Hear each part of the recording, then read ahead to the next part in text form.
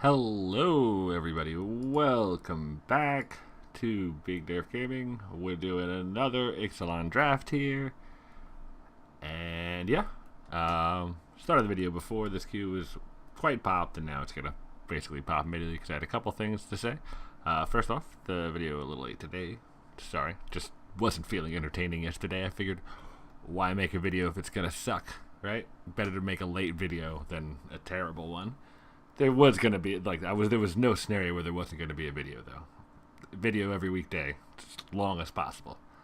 Though speaking of which, there may be bonus videos here on the weekend because we need our 35th QP before the MOCS on Sunday, which I will obviously record and post on the channel over next week, and so that means I need to get a 3-0 here at some point between now and then. So I might, if I can't pull it here, I will probably post another bonus video tomorrow or even Sunday, depending on how many I need. Hopefully I do it right here. Anyway, let's look at this pack.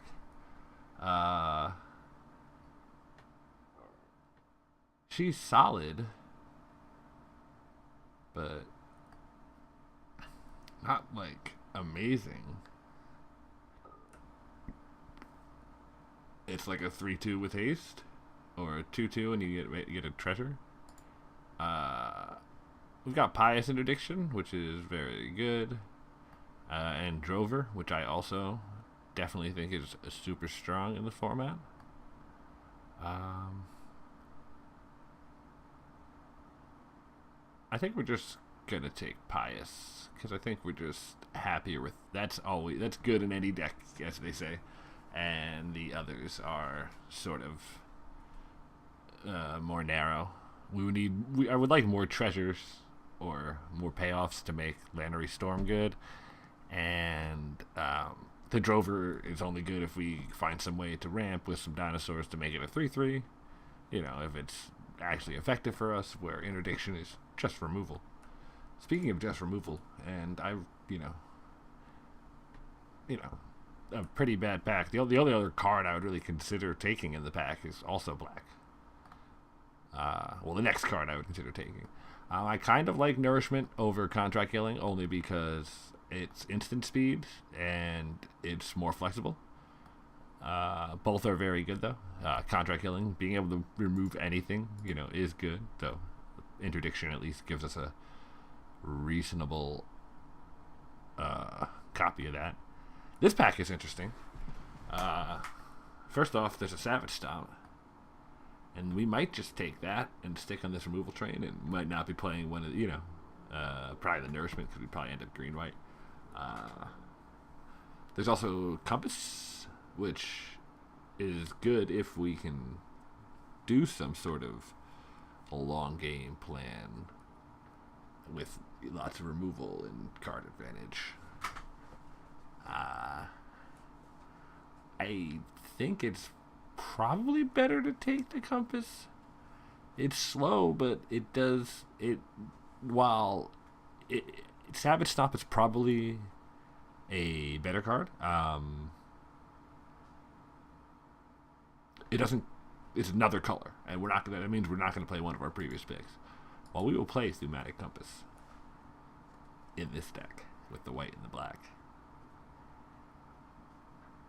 Here's interesting. I mean, if we had taken Savage Stomp last round, we'd probably take Pounce, but, we are where we are. And because we are where we are, I kind of want to take a Deacon. This card is super strong when you are vampires. And if we're white-black, we're going to have vampires. This card's not great. This card's decent, but it's just a kind of, whatever 2-drop. I'd rather have the Deacon. I mean, I know I need 2 drops, but I'm willing to speculate a little early here. Not a great pack. I don't love Legion's Judgment because there's not a lot of targets in the format. Like, as we look around, you'll see not too many. Maybe it's better to take Running Ground? No, it's probably better to. It's better to have Legion Judgment and Interdiction than just Running Ground. It's the same argument as for Savage Stomp earlier. Heartless Pillage is okay, but not exactly what we're looking for here. Prying Blade, also not. I think we're going to take Adjustment because with the Thematic Compass, if we do end up, sort of mono removal, that's alright. We have a long-term, game plan of remove everything, take a bunch of land out of our deck and accelerate ourselves. Well, not accelerate, but fix ourselves. And we can probably splash, too, if we want. Here, I don't really want a second Legion's Judgment, and while I think Sheltering Light is a pretty good card, I think I want a Heartstopper. It's part of this slow down the game plan. Ew, what is this Herald's Boon and the Cumanus Speaker doing here? Where are my Merfolk drafters? No, instead I've seen absolutely no vampires.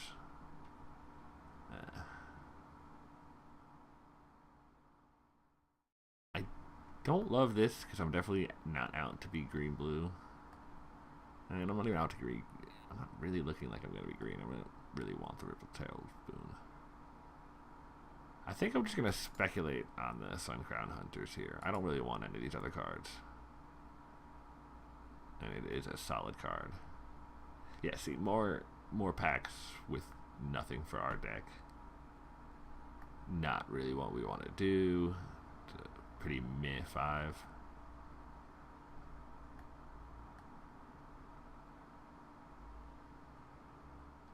It's the Nanbo with the Deacon. And a splash. I don't really want to splash it. Phew. We're really lost right now. I think we're taking Hoarder here over Queensbay Soldier because while Queensbay has synergy with the Deacon, I think Hoarder is... We don't have any other vampires, so I think Hoarder's a better pick at the moment. Kind of just want to take an Altasaur here for the sideboard. I mean, we don't have any way to win the game yet. All right, I'll admit as such. But hey,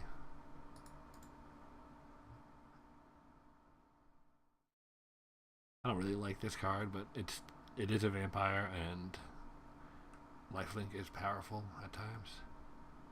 I like March of the Drowned here over Encampment Keeper because the Keeper is pretty bad, but we definitely have outs to be playing a bunch of pirates. Sure, Lancer. Ooh, that was a pretty forest. Oh, okay, well, we got an interesting choice here. I think Aegisaur is good in vampires, but we don't have any go wide vampires cards yet. We have no way to make tokens. No real amount of creatures here. And definitely no way to trigger Enrage on our own. So I think it might be better just to take the Glorifier of Dusk because, Sarah Angel is still a good card. And we'd want to finish the game somehow. And that's as good a way as any, as far as I'm concerned. Rowdy Crew is a cool card, but it really should be a rare. It's just complicated, I think, so they made it a mythic. But it doesn't really feel mythic. Anyway, Glorifier of Dusk is good. Happy that. Got another Aegisaur. Once again, but still really don't have payoff for it. Captain's Call. What do we have? We have a pirate, an insect, and 2 vampires. Okay, so that's not really great at the moment. Lightning Strike is still amazing, but, we're not in that color. I mean, I guess we could splash it off the compass, but I don't I don't really see the need to splash removal when we can just take a interdiction here and just play a bunch of it in our colors. Another Aegisaur? Okay, I'll take the 15th Aegisaur. Bishop Soldier, I think, is actually one of the best 2-drops in the set. Maybe not one of the best. No, I'll say it, one of the best, because the lifelink is super valuable in the format, I think. It is very underrated. Because as a 2/2 for 2, you can often work it so it finds a way to trade in combat. And once you do, whew, beating.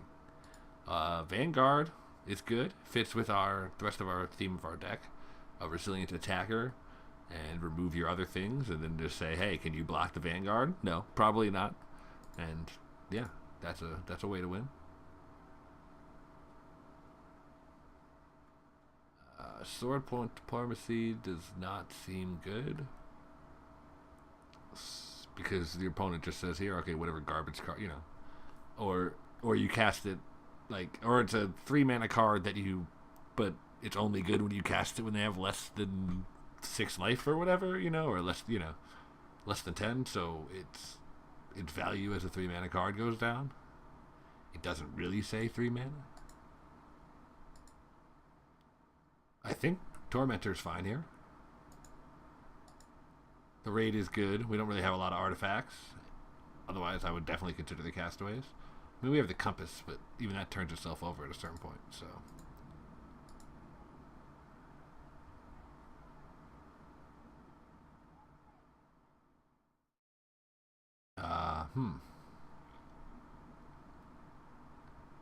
I don't just want to take Mark here, I think. This card is very strong and is a good combo with Vanguard. Basically, you just strap this to this and then you're gaining 5. So you have no problem paying 4. And it's indestructible itself to protect it. And the enchantment, you just committed to it. Okay, I don't think I want Castaways. I don't have enough pirates for much of the drowned. I'm going to speculate on a Conquistador here. I've talked a lot of trash about this card because every opponent I see playing it only has 2 in their deck. But if we can get to 4, the card itself isn't very good, but a 2/2 for 2 that draws you 3 cards, even though those cards are 2/2s, it's actually decent in this format because 2/2s are not the worst. They're not good, but they're kind of the major interactive force running around. 2 to 3 power creatures, and if you're getting 2 of them off free draws, you don't mind going for a double block or whatever. You're not losing as much value. Taking Interloper there. Ooh, Vampire Zeal, get in there. Good whether you're vampires or not, and we have enough vampires to make it even better. Alright, let's take a look at the Captain's Call. We got pirates, we have vampires, we have no dinosaurs. Oh, we have a dinosaur. We're definitely not going to have any merfolk. I mean, if we have 2, it's not the worst. I think we're gonna take this. We'll see if we can if we find a hammer skull or 2, we'll definitely play those. And then there's also outs to us playing a couple other dinosaurs. So I think that there's definitely a scenario where this is good for us. I don't know if we end up with enough pirates to make this actively good. I think Captain's Call would just be better. So I think we'll just take the second Legion Judgment for the sideboard, just in case we find the opponent where Legion's Judgment is good. I mean, it is good to be prepared to play against that deck. Though I don't... If my opponent has that deck, they're probably womping us. And, naturally, we just, obviously, I clearly knew this was what was coming in Pack 3. So I drafted a mediocre to bad white-black Vampires deck because I knew I was going to get paid off. Boom. Genius. Definitely not just supremely lucky. But, yeah. Obviously, this card is bonkers. It is super bonkers and limited. If you could untap with this card in limited, you're going to be hard pressed to lose. So yeah, we are windmilling that. Well, I guess we talked about it for a little bit too long to call it a windmill, but slamming it hard. I like Skyblade. I'm mediocre on Ruthless Knave, but I just think we want like an Ace Bias interdiction here.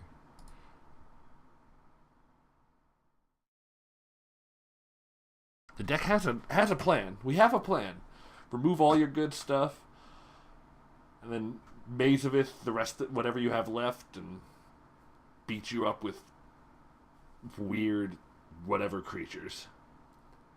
I think we want Tormentor here over the Interloper. Mostly because we could use some more low drops. Interloper probably...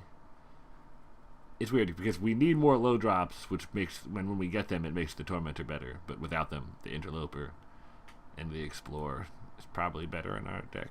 But that's only because of the current bad deck construction. So we need to take the lower curve thing to fix this. Just, sorry, my brain doing weird card evaluation things. Oh, speaking of find me a 2-drop. This card is fine. 1/2 that draws a card for 2 you would play all day. And like we just ran around last set cycling. Happy to play cards that just cycled. So that would be that. And then a 2-mana 2/3 that, you know, with no other restrictions on it.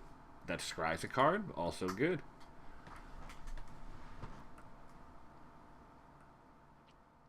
I don't think this card is great, but I don't know if I want a second Mark of the Vampire. So we're kind of, we got a decent amount of, you know, cards that aren't cards that don't affect the board per se already.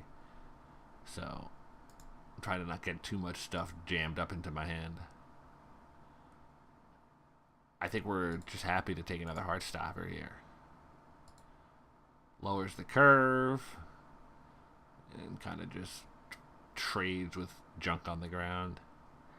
I don't think I saw another Conquistador go by, so I think we just take the Hoarder here. If I knew there was 2 more coming, you know, I would snap that. I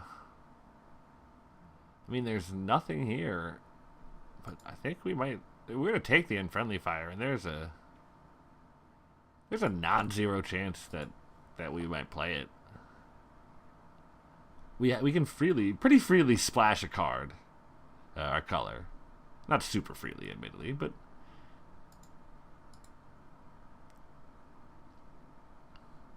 Ooh, Queen's Bay. Just give me a 2-drop. I have one of those in the sideboard already, don't I? Oh, no, I don't. I don't think it's good, but I think it's more likely that I want to sideboard in a 1-power first striker than I want to sideboard in a 4-mana 3/3. Just considerations for sideboards. When the pack becomes non-main deckable, well, you got to get what you can get out of it. This card doesn't seem good in my deck. I've got not enough flyers. The Hunters, sure. How is this card in like the 18th? What? I think we take Chalice. There's a non-zero chance we'll play it.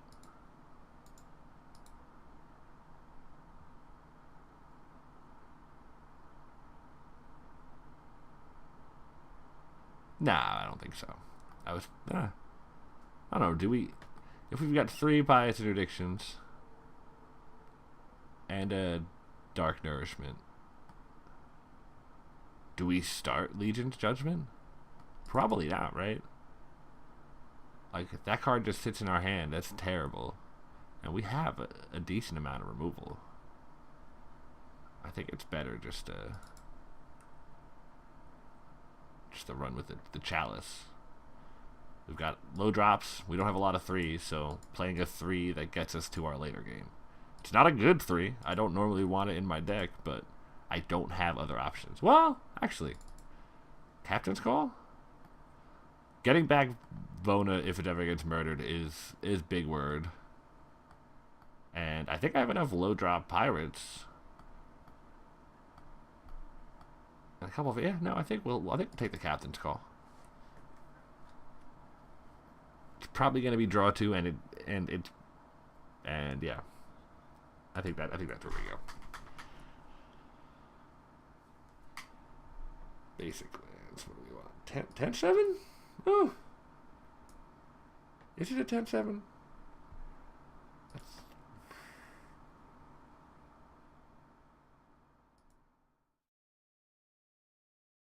Probably right. Yeah. I do want to get to extra white at some point, but the compass helps. And that is pretty late game enough that I think 7's alright.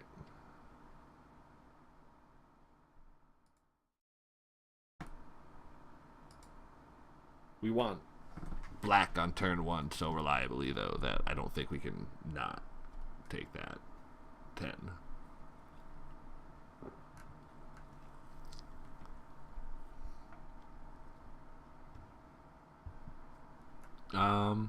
I think the deck was, decent. If we drew removal, it was, had a decent chance to win before. And then we opened Vona. Vona? I am not watching Worlds right now because I'm recording this video. And I didn't watch coverage of Team last week because I was busy. So I haven't got to hear official pronunciation on some of these cards from the coverage team and stuff.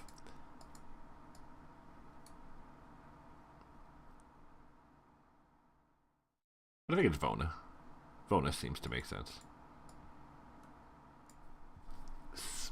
Smage. Smage X. The name seems familiar, but I just play so much Magic Online that I really don't know at this point if I'm just making it up or not. Not a great hand, but I'm not going to mulligan it. We got a 1.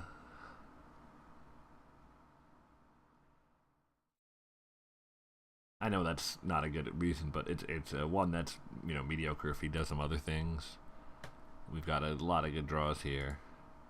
And the Interloper will either draw me past the land when I get there on 4, or will let me scry.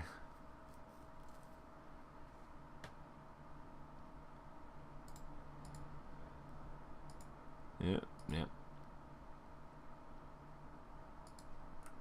It's fine. We gotta find, find a 2 or 3 drop here on this next draw. It's pretty good. If we don't, as long as we don't draw a land, we're still alright. We really just don't want to draw that land here. Oh, I guess if he's drawing no lands, that's alright for us. We're going to play Tormentor here, obviously, because it's on curve, but I did think for a second, if there was some kind of way to... Because if he draws a non-land, he's going to discard to hand size next turn anyway.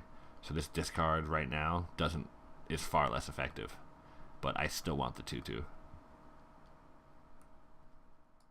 Oh, I do know he's green-red, though. That's probably just the highest cost card in his hand. Or the highest cost 2-color. Maybe he's got a decent cost only green card. Okay.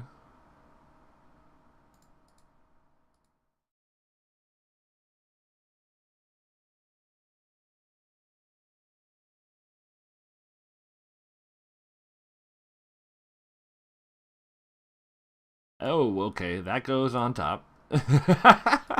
That does not go in the graveyard. We need a 5-drop, and it is the best card in our deck. So, yeah, obviously, we're down. Okay. We're not going to attack with Heartstopper because he would instantly call that bluff and be happy to trade his warrior for me not playing Vona this turn.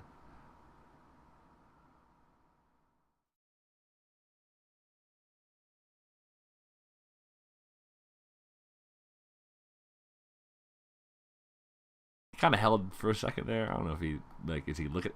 He just saw that on top of my deck. Because the Explorer reveals the card. So he shouldn't have been surprised that I cast that. Definitely drew pretty well this game. Drawing a land first ended up being just fine because we drew spells on each subsequent turn.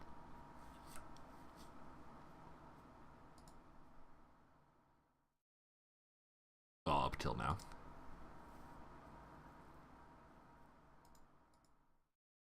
See, now the beauty of this card, you could, while it does say you can only activate it during your turn, he has vigilance, so you get to get the attack in and then murk something if there's something in the way. It's beautiful. I don't even think we play Aegisaur here because I think we want that for, I don't know, if he clears the board somehow? Question mark? Yeah.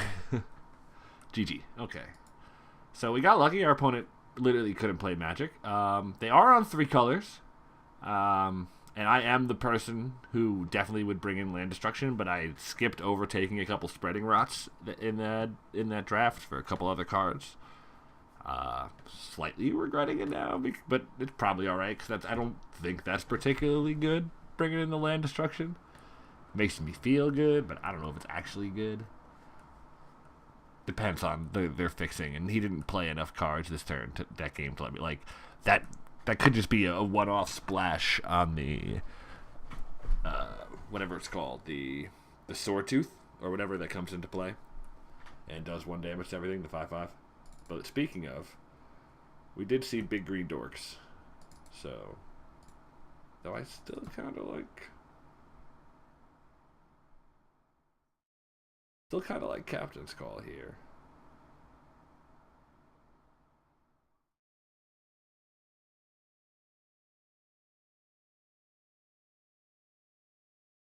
I think. There's a chance I just pull out the mark.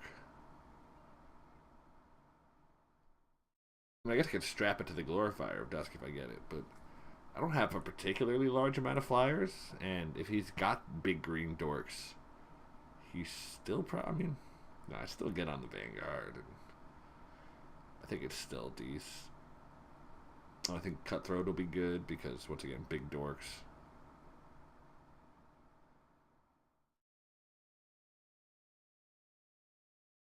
We just pull the Zeal because if the dorks are big, and if the idea is the dorks are big and Mark of the Vampire isn't going to help, then the 2/2 from that probably isn't also great. Okay, we'll keep this hand.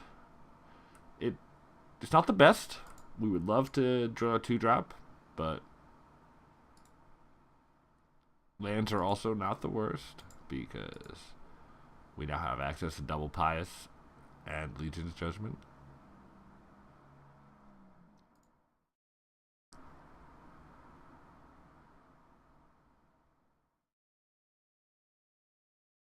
Alrighty.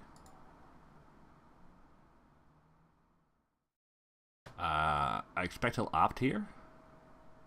Yep. Saw it last game, and just the fact that he hadn't conceded to the end of my turn yet sort of gave that away. With no pirates, he doesn't have the Lookout's dispersal up, so.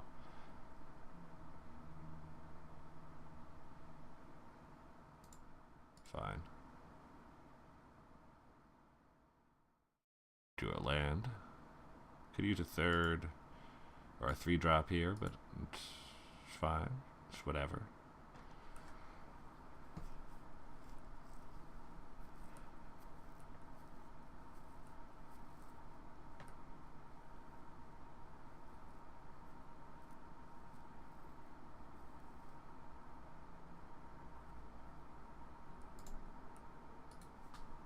I am going to not pass through the turn just because I haven't played anything yet in the game, so I can definitely represent that I have something available. Nope.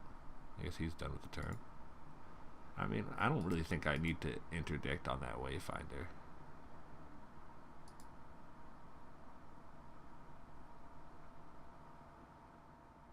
Oh, okay. Well, that's a pretty good card. I was just thinking, like, I don't think there's anything he can flash in on me for 4 mana, so I should be alright. Forgetting that, yeah, there is the rare Dreamcaller Siren.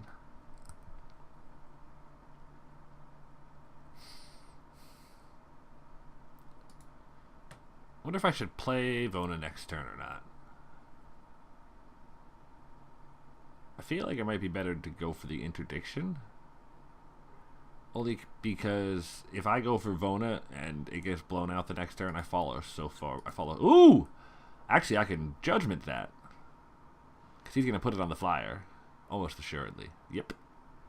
Nice. Okay. That's good. Getting me a target for Judgment's good. And so now we hope we top deck at 2-drop.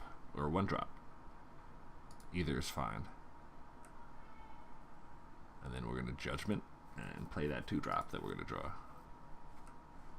Hopefully. Though I did talk about it earlier, he does have Dispersal up now. Which is not irrelevant. Hey!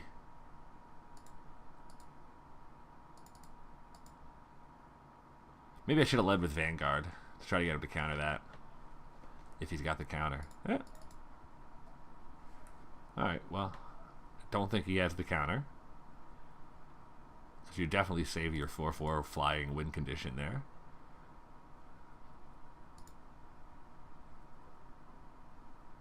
And we top decked a 2-drop, so we got to be mana efficient. I think, obviously it's one of the worst 2-drops we get to draw because it doesn't. We can't just trade it away here. But only for this turn, and then after that turn, it becomes one of our better 2-drops again. Well, I guess for a couple turns, because I don't think we want to attack with it on the next turn. Well, probably. Depends if he doesn't play anything or not. He's got to have something, right? 7 mana. Any color he wants. 4 cards in hand. Unless it's all lands.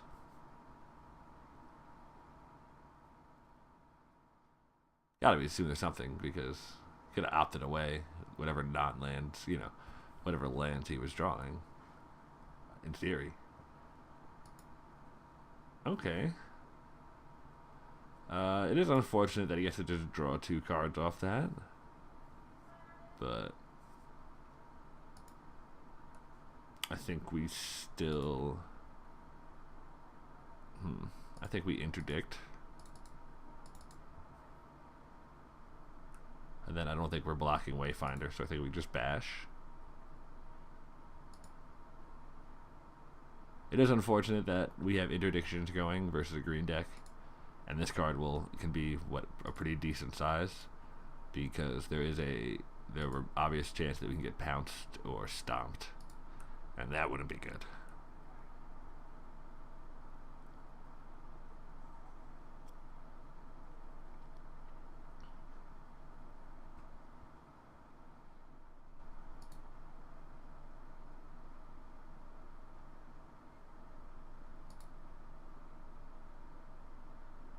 I still feel like he has something in hand.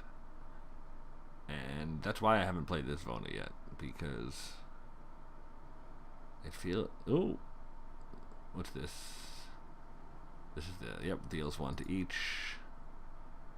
I can't afford to pay 4, I don't think.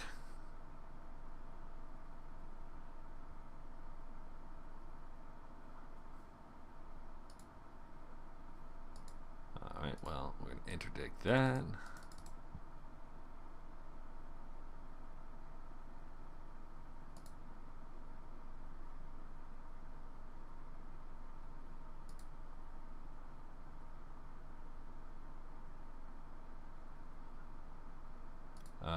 Let's see. Good draws here are anything we have, 3-drop and below. Up to... Well, I guess Grim Captain's Call isn't great. Whew. But you know, Compass transforms immediately, so that's good. Any other 2-drop is a good other blocking option to chump the Wayfinder for a turn before we can just murder it in the future, hopefully with Magan. There, Vona, Butcher of Magan. At this point, though, I feel like I'm about to get just countered, so...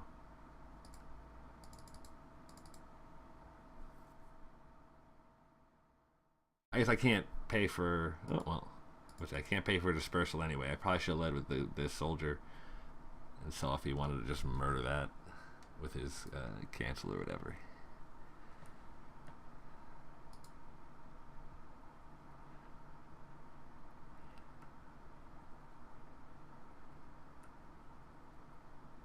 If he runs aground the Vona, I am pretty screwed. Oh, or pounces it. Actually, well, no. Pouncing it is obviously worse than for us than if he ran it aground because we get it back. We don't get it back, but it does buy us another turn because of the vigilant, the lifelink. We still have Captain's Call to get it back. Okay, that makes the pounce look better. Though still doesn't really change the turn count too much. One less block, but almost any creature he played serves the same effect. Ooh, Nourishment. We play land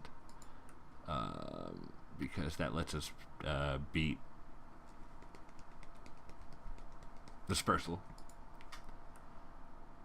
The name of that card just does not want to stay in my memory.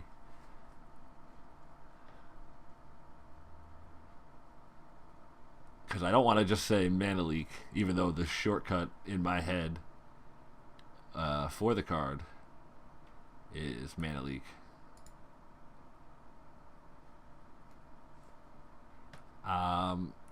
It's a little greedy, but I waited. I could have killed the Water Trap Weaver before he cast that, but I expect him to put a counter on something right now. And then, yeah, in response, I'm going to kill the Shapers of Nature. If he gets to the next turn with Shapers, he can just he can make everything too big. Like, it's too much of a problem. We go down to 4. If we find another creature, we're not strictly dead. Especially if it's like a good blocker. Aegisaur would be pretty good. Because it can block one, like, it can block both times and grow. Heartstopper? Let's just kill something.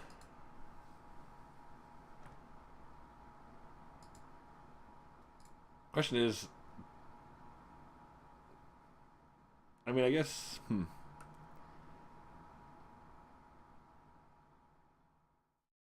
if he's got a pump spell, the most likely pump spell that he has is Crash the Ramparts. Because he's already cast a Herald's, well, I mean, he might have Herald's Boon. And that would give it lethal as well. Sorry, I didn't finish my thought. The question is, irrelevant.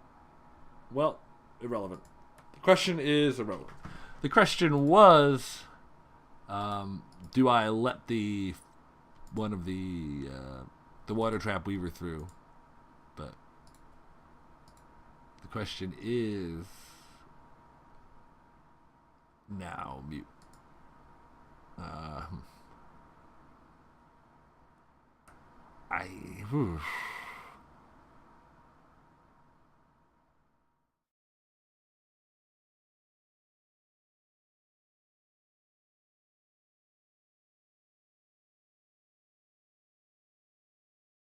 I think I want the other Legion's Judgment because I think I want to be able to judgment big things more because we were just his ability to pounce and stomp on those big creatures in the end turned out to be the difference. Well, not necessarily the difference, but one of the issues with the game for us.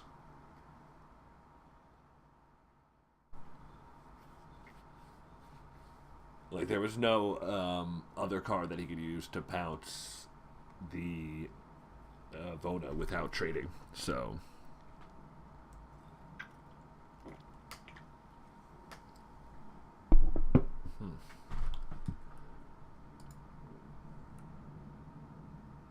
well, we'll keep that. It's a turn 2 Vanguard that essentially gets to attack on every turn of the game, because almost anything that's got 4 toughness is going to have 4 power. So assuming, you know, yeah. Opt. That card is... I've definitely seen some people underrating that card in this format. I think if you're playing blue, it's just a solid draft card because it kind of just fills up your deck. And sort of lets you just play... Lets you play 20 good cards that you're going to see more often. And really helps smooth out your land draws and helps keep you from flooding out. I really like the card. Scry and draw a card is pretty good, especially at instant speed. If it was a sorcery, I would like it far less.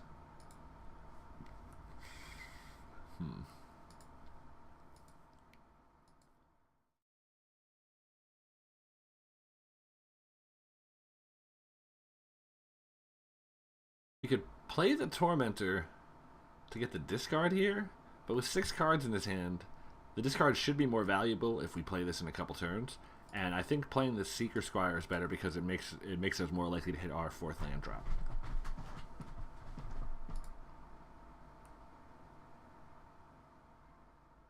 See, nice. Okay, I like that play.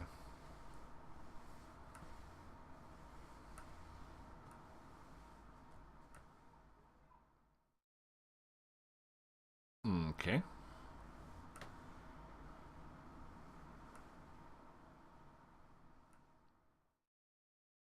Worst part about that is it gives the 2/1 flying. The remaining tap is not really my largest concern.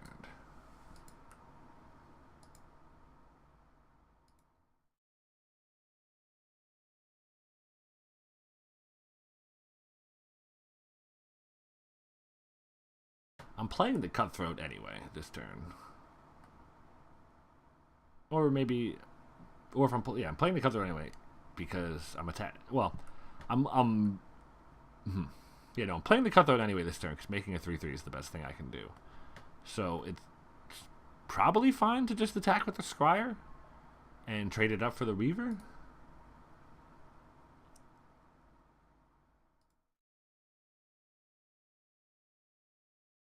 If you ask me in a vacuum, could I trade my 1/2 that already drew a card for a 2/2 that already used its ability? I would still say yes.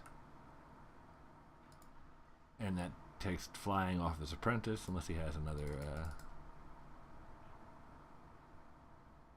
Merfolk. So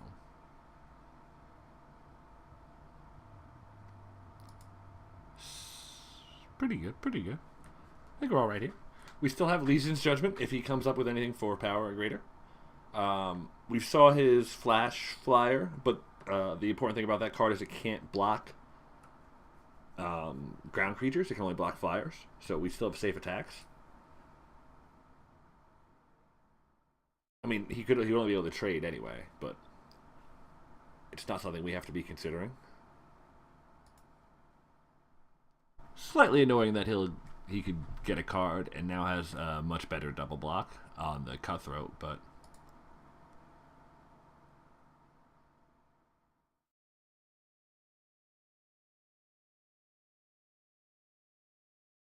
oh, okay.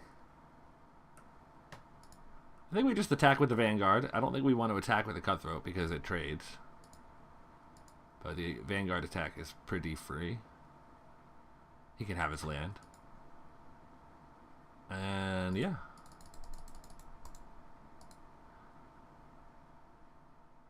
Turn 5 Vona's got to be good. Unless he can kill it right here. Like, if he has a pump spell, he could pump and then stomp it on his Raptors, or pump and pounce it now that he's played a land. If he could run aground it, put it on top of my deck and buy himself a couple turns, but he still doesn't have an attack. Yeah.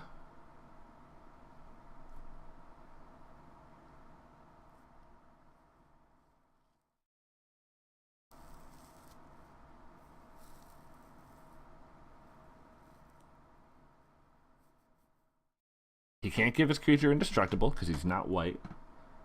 So I don't have to worry about that if I attack with the Vona.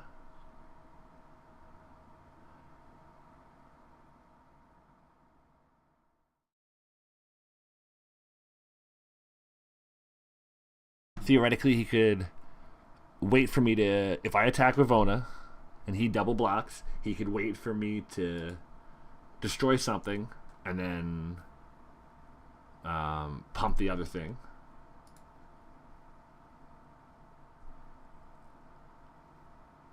I don't think that changes that I attack here. I think I still just attack with everything. And then make a Compass and a Tormentor.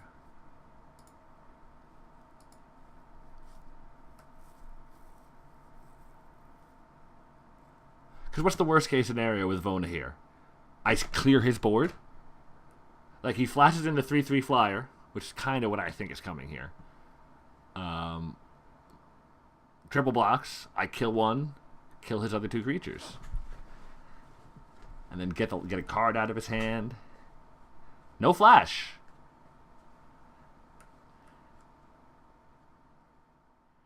We're going to destroy the Raptors if he doubles. Because if that gets enraged, he gets to search. That's fine.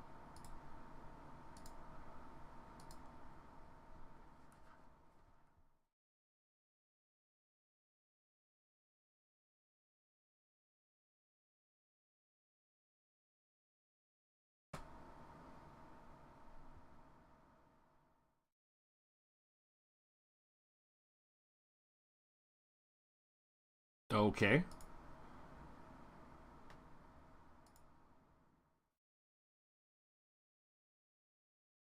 He gets a land, but he's throwing away a bunch of cards to give me a bunch of extra life. And then I'm going to make a Compass and a Tormentor, discarding a card from his hand. I think we're alright. I'm not too worried about him getting the Vona.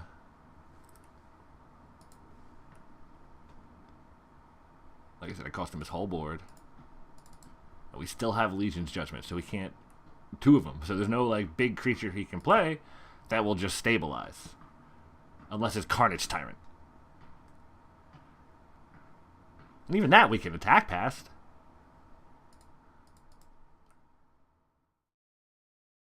And if he plays Swordtooth, we just... we've got extra life. We can pay for Vanguard.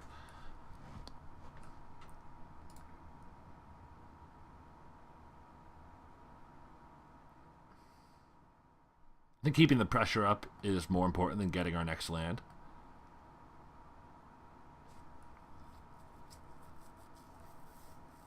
He doesn't have enough mana to Gishanthus. That... Oh, he doesn't have a pirate. That's still bad. You can't block any of my creatures. Is he hoping I don't know that? I think he's hoping I don't know that. Oh, yep. Not only can he not block any of them, but I can kill it, too. It's kind of funny that I'm going to do this to him again.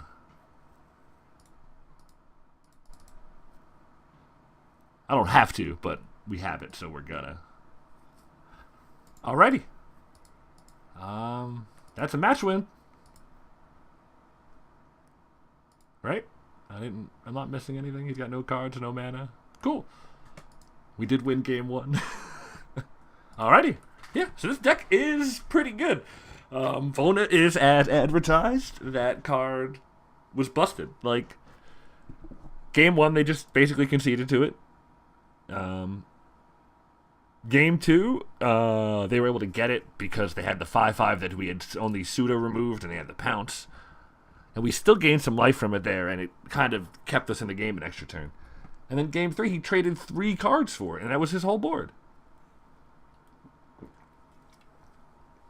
It's an interesting hand. I think we have to mulligan it. With no activate for the Deadeye Tormentor, I don't want to just sit around till 3 mana with a bunch of lands in my hand. Ooh, that's better.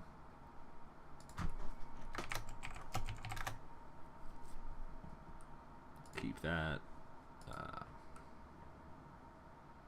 bottoming that because we do need to hit a third land to turn the compass on. But Heartstopper plus compass is it's about what we're looking for in this deck.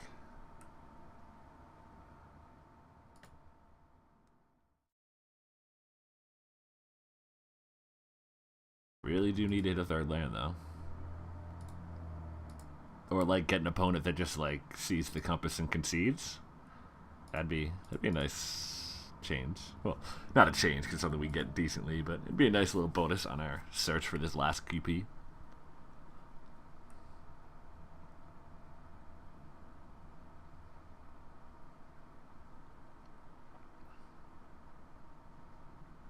Firebrand, all right.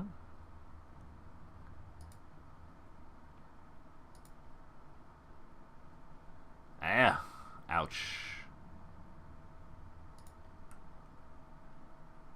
We're attacking here because we're going to make the Vanguard if he doesn't block.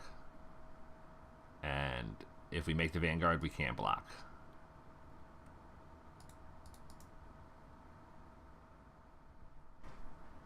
We desperately need to find a third land.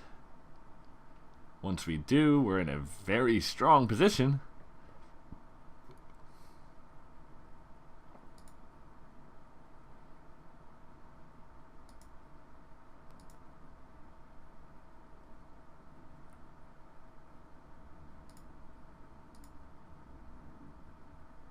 Pump that.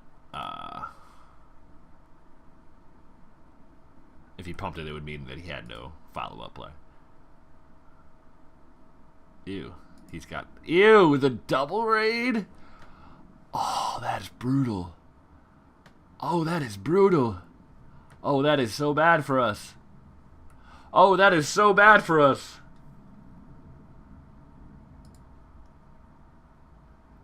We can attack with Vanguard because we can't block with it, and his first striker doesn't matter when we have Indestructible. Hopefully he messes up. Nope. Alright. Well, trading 3 for 4 damage. Not the best, but it is where we are.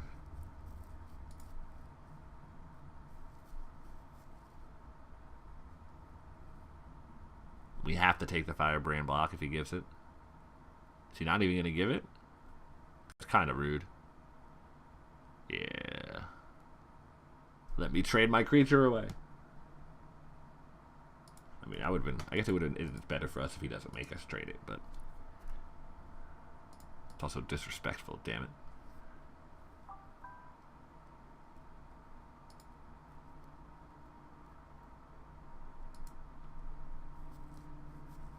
Come on, top deck. We need to find a land. Need to find a land. So desperately do we need to find a land. That is not quite a land. Still can't reliably block with Vanguard, so might as well get in for 3.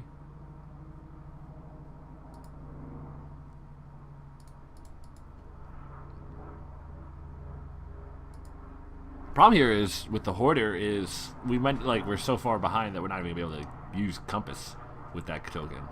We kind of hope that token lets us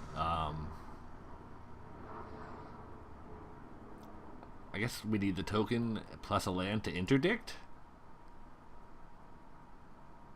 Let's see, we gain 2, back up to 12, put him down to 9 if he doesn't make a blocker right now. That will probably make a blocker.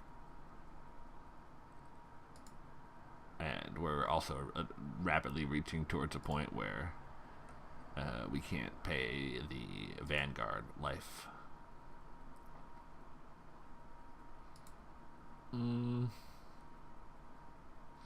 Not a blocker per se. That's a blocker. All right, that's gonna do it. That'll do it. Yeah. Yeah. Okay. Well, sometimes you need to just draw 1 land and you can't, and that happens. What did we see in that game? We saw red-blue, pretty aggro with pretty raidy happening. We saw a couple Legion's Judgment targets, including a Frenzied Raptors. So we probably might. I think we just make this sideboard again.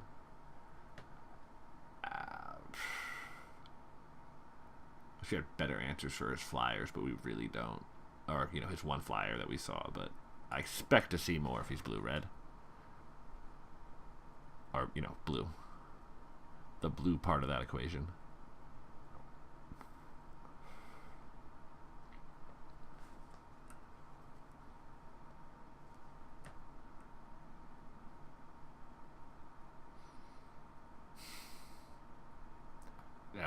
That game was so frustrating. If we draw the third land on turn 3, we're probably fine. Because we can make the other creatures we have in our hand. We can make lands. And yeah.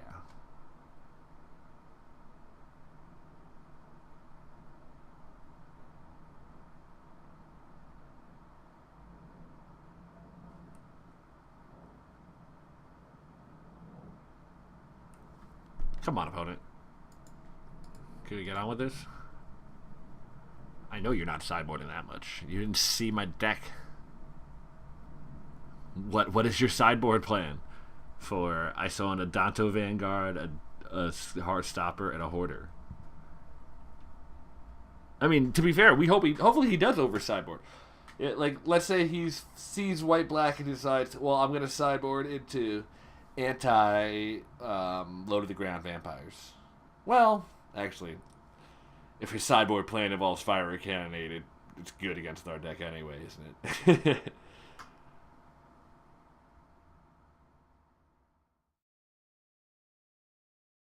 Ew, Dual Shot's pretty good against us too. Not as good though. We have actually, it's not that good. He can kill the Hoarders and the Vanguard with it, and the Hoarders leave behind treasure at least. So that's actually not the worst. So if he does bring in some blind dual shots, I think that's alright for us. Sure, we'll keep that. I'll be upset if we keep a pair of decent two-landers and just get punished. But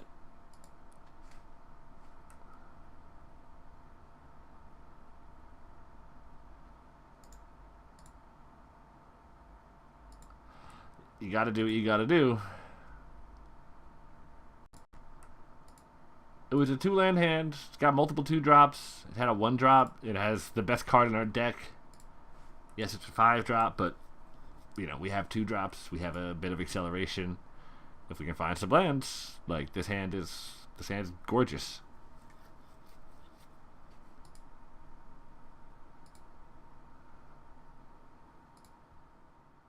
Whew. That's a good start.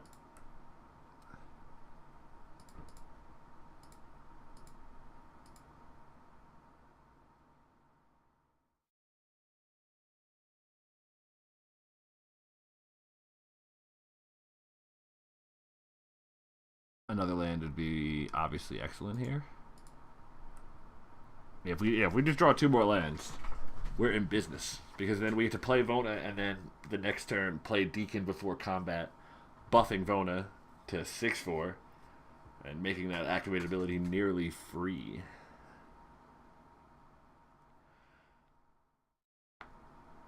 I mean, it's near enough to free already for its effect. But I mean, given that that Vona can lifelink it mostly back in the same turn. You're going to be hard pressed to find a board where you can't really attack with Vona, because the ability just to murder blockers.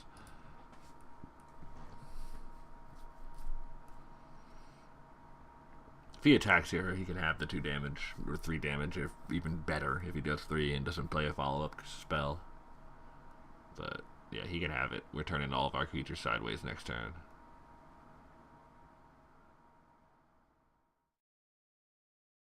We kind of would like to see this hit the bin, if there's some way for that to happen.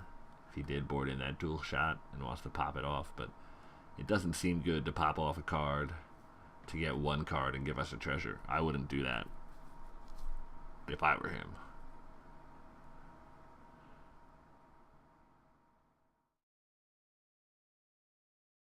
We're in declare attackers. Did he do that thing where he yield? Nope, he didn't yield. Okay. So did he do the thing where you yield to the end of turn and forget that you have to get through your attacker step still? Alright, well, still turning everything sideways. If he blocks the Heartstopper, we're not going to activate it because we can just make it Cutthroat and get the same effect while getting a 3-3 out the deal. If he blocks the Hoarder, we slam Vona.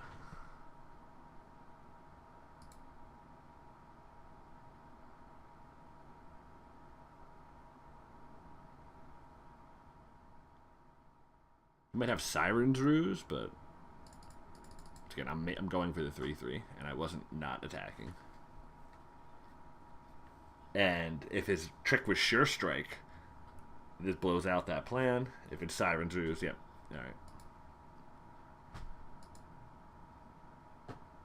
Alright. Given that it was Siren's Ruse, yes, it would have been better if I just, you know, paid the black. But maybe he's got both. Maybe that's a sign that he's got both, because this Sure Strike makes a lot more sense versus the Death Toucher that you kind of want to get rid of. Or I would want to get rid of. Okay. That's fine. We're okay with that.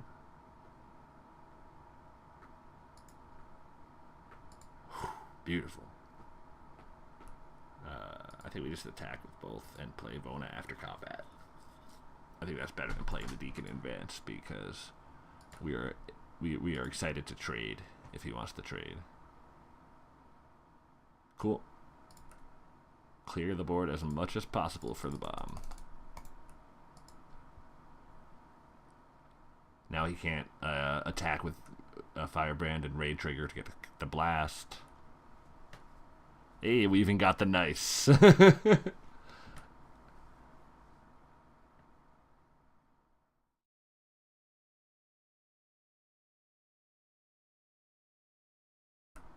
that.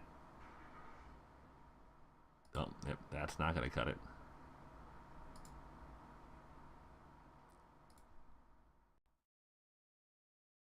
Cast Deacon. Target Vona with Deacon.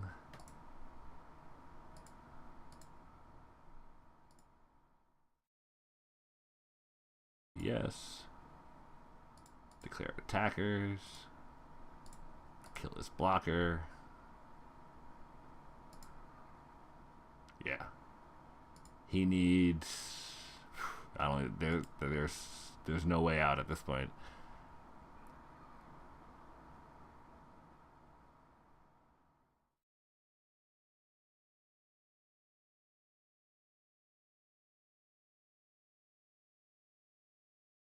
So yeah, game 1 we stumbled on mana. Game 2 our opponent stumbles on mana. I mean, admittedly, hopefully game 3 our opponent stumbles again because I want to win. But I would be also happy if we just both got to play a real game of Magic too and made the best deck win.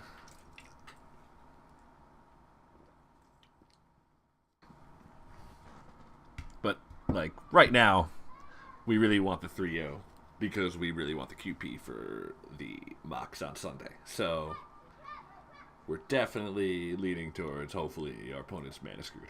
Not gonna lie. Admittedly, that means probably I will get mana screwed because I'm rooting for my opponent to be mana screwed. What you gonna do, right?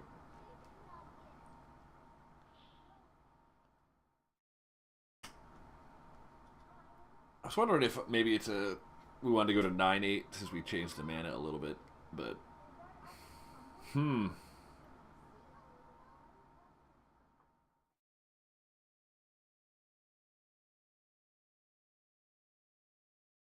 think this is all right.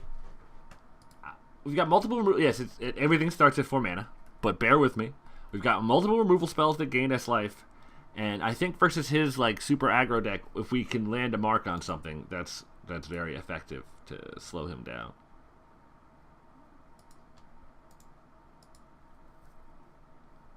Yes, there is a chance I draw no creatures and I just die.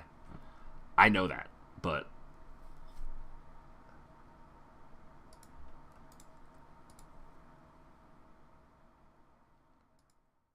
or I draw, 6 drops.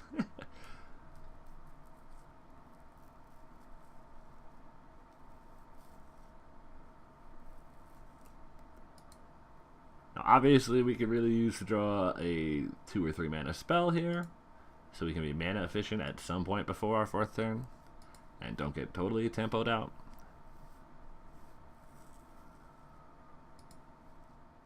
Interesting. I like it. I like it. I don't know if I like it as taking up your whole turn too, but if you don't have another play or whatever, and resetting that with a counter on it is decent.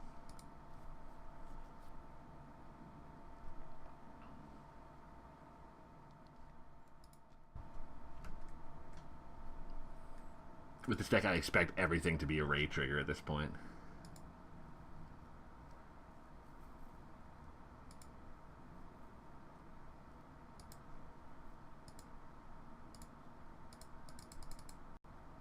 I know he's got pirates, but Siren's Rouge, but we're gonna cast we're not gonna not cast their interdictions, and we're far more likely to be able to block the Firebrand.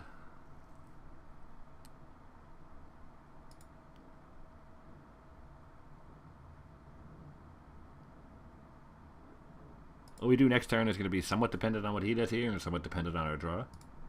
If we draw a 2-drop and he plays like a Horncrest, we're going to lead to Judgment, kill it. If we're in a situation like this where he's got open mana up, I don't think I play Vona.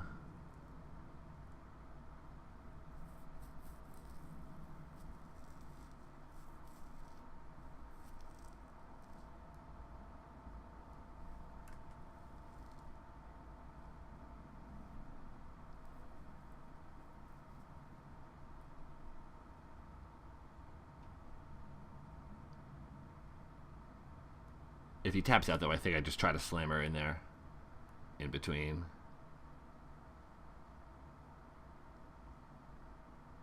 It's a tight game. It's going to be really interesting depending on what he plays here.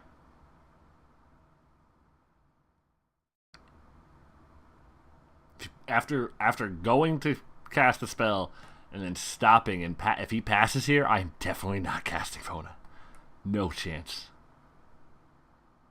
Compass is a gorgeous card right now. So I guess if he had a, I mean, you know, if you've got a counter, you would have countered the Compass, I think.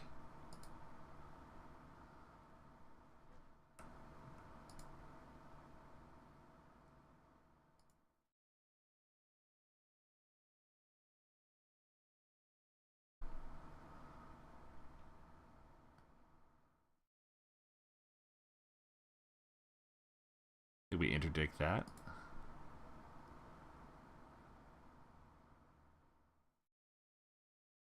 So we can Judgment that Raptor.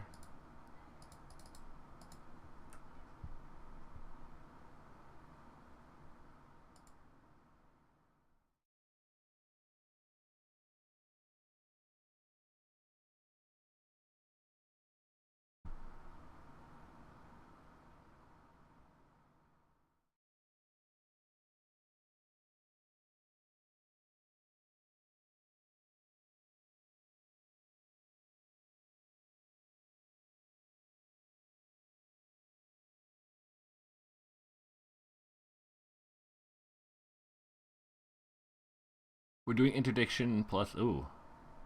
Oh, there's the cancel. Well, we got it out of his hand. Okay. And then we're doing interdiction plus Vanguard here, because if we just naked draw that land next turn, which would be so good for us.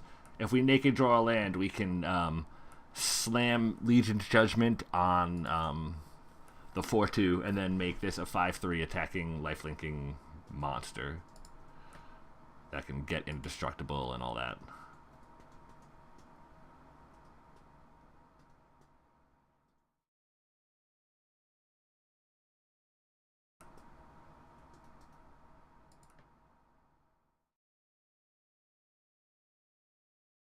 Oh my god, another chart, of course. This guy is just...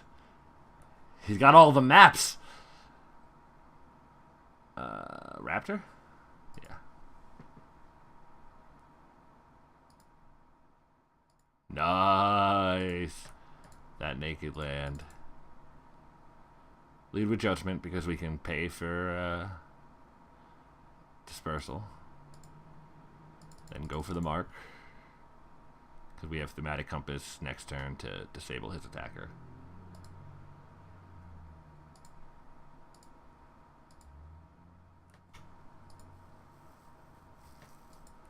Whew! I've also don't think I've ever used Mazeavis before. So, this is actually interesting. It's a fun first time for everything.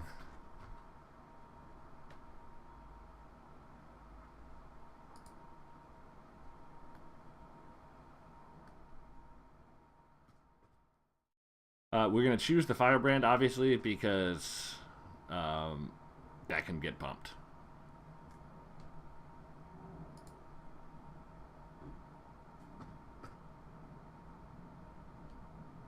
And yes, we can wait for him to pump it as many times as he wants to pump it.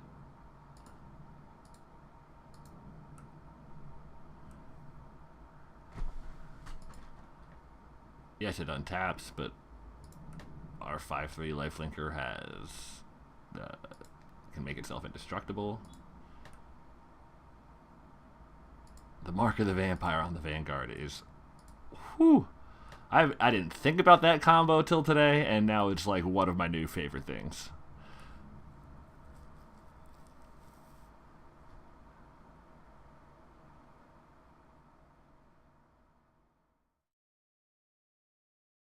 And he's not going to block? I feel like you got to try to force the, what's it called? The indestructible. I guess you have to have something else, though, to make that worth it, right? But I just gained too much life this way. Especially with Spires. Okay. No blockers. So I guess I could have blocked the Firebrand, and in order to force the double pump.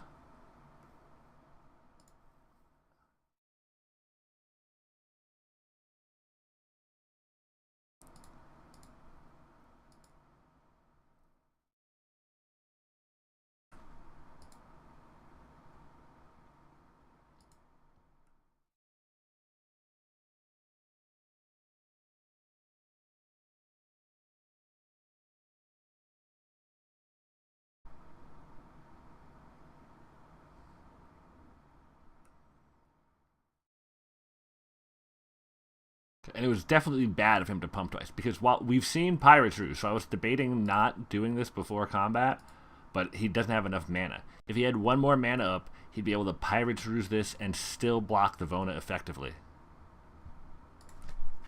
What RNG? I literally had Vona in my hand. Mana? Mana?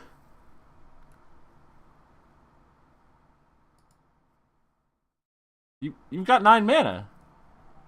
I've got 9 mana. Huh? I love bad... You've got a Sure Strike and an Island in your hand and you're blaming RNG? I've got 10 lands out. Admittedly, yes, one of them I used to get other lands, and it's not really a land in my deck, but, you know. You did not visibly draw a bunch more lands than me, buddy. 2 is not enough that you can... 2 at that point in the game. Like, if it's turn 5 and you've got 3 and I've got 5, yes, drawing 2 less is a big deal. Or 2 more. Or if you've got 5, I've got 3, and you're all out of creatures, but I've got 3 drops all day. But on turn 26 or whatever, you know, realistically turn, like, what was it, 12, 13, 14? Whatever turn that was. Because I played land most of the turns. Got up to 9. I think it was like turn, 12, 13. Whatever turn that was, like, you know. It's your card quality at that point. We'll keep this. We got a Captain's Call to get back our early drops if in a world where all we get to do is play our black spells. So we've got, like, the next 5 turns. So, you know, or whatever. That's not good. I'm starting to like that card better because if you're the effective raid deck, it either triggers raid or it's always a 2/2. Either way, you're happy as the raid deck.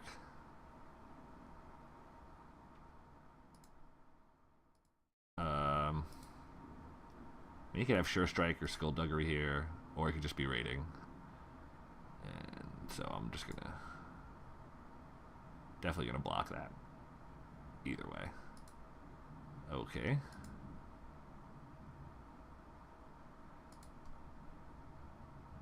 It is slightly annoying because it doesn't let me get my discard.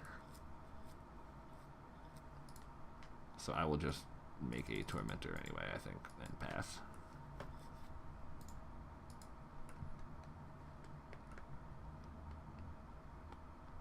I think, you know, throwing a Ringing Runner Array to get like, let's throw away a card to get our other card to its full value, which is that same card, which is, you know, getting a 2/2 with first strike. I don't know if that's good. Ooh, that's really good for us. Drawing a land here because we have to interlope.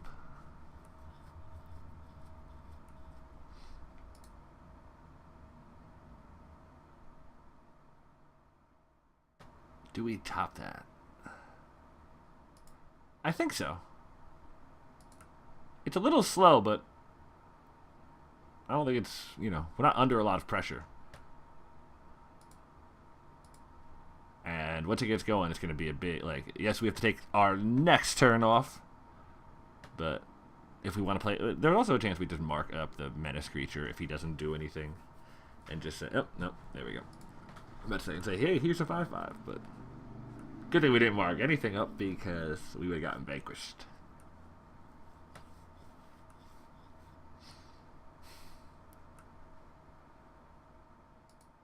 Okay. The Brazen Bucks. Of course, that means he can't attack this turn. Oh, I guess now he can. Oh, no, he can't because he can't play that swamp. Okay, buddy. That's utterly awful. Oops, sorry. Received the text message there. Really need to remember to silence my phone. It is unfortunate that he's getting the second pirate there. In a general rule, it's probably correct for him to kill the soldier, because this is better if I have, what's it called, the fetch 2 pirates, but because I have Grim Captain's Call, it's not great. We're just gonna sit back with Queen's Bay here because we've got a game plan. It's not die and get the compass online.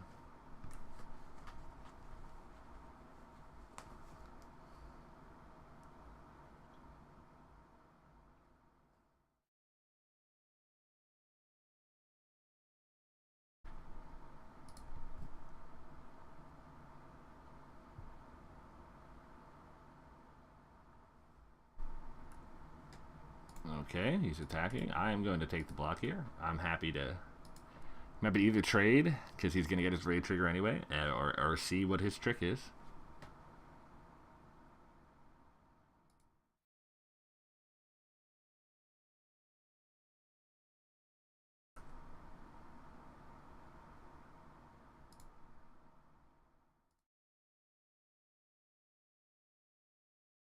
Get a plains.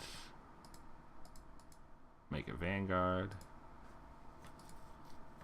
And then I think if he attacks with the Hoarder, we go for the... We pay for life to trade, because we have every intention of strapping a Mark of the Vampire onto that Vanguard.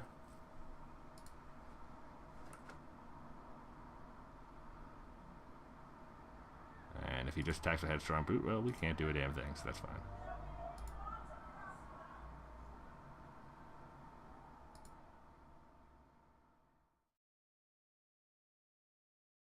Ooh, hitting a land cold here is pretty good.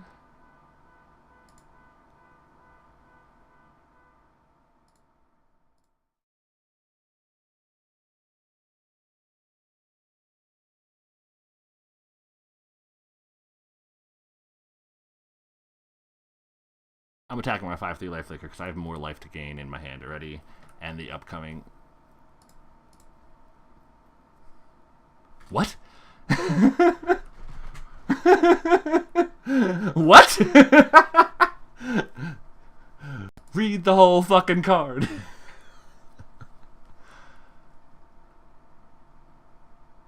Nope, I don't think that was good either. He can't race. But whatever. I'm happy to play this game with him.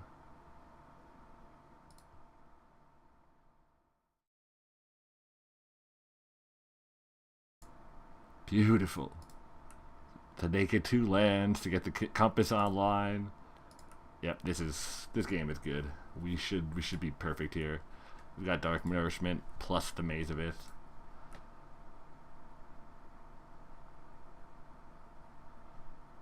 Obviously, it's Spires of Araska, but it's based on Maze of Ith if you're not an old school player.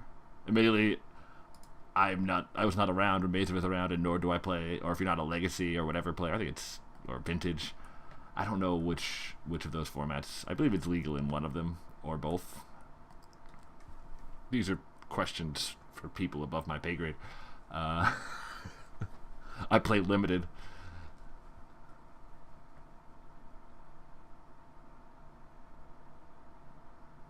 Oh, and he played his last card out of his hand.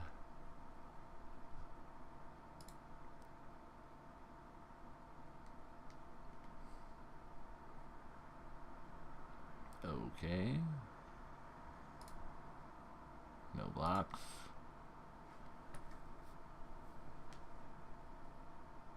Okay.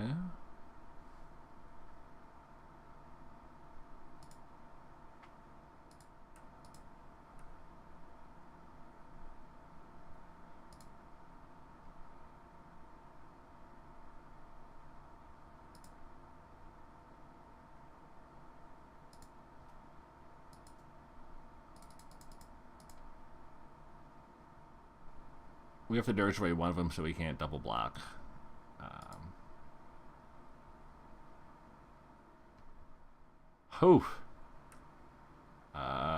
Yeah, we just interdict this.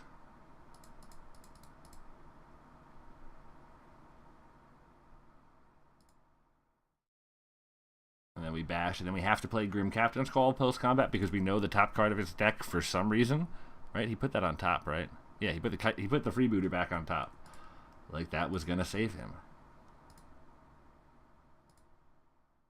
So we're just gonna Captain's Call.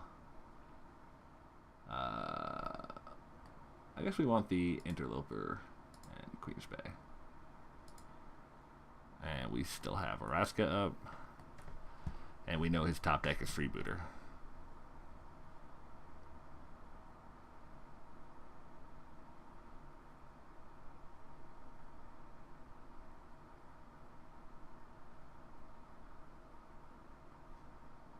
Interesting how Magic Online words this, where it has like a separate thing for each interaction on Grim Captain's Call.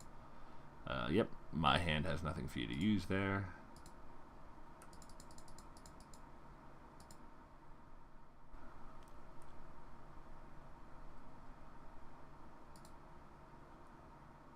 This card is far better than I would have given it. Why? Why? I mean, it doesn't do anything. It's literally the most pointless interaction. That card can't block, so the fact that I untap it doesn't matter. The fact that I'm tapping this doesn't matter if you're not doing whatever. You know what? Whatever. Just bash in with our game winner.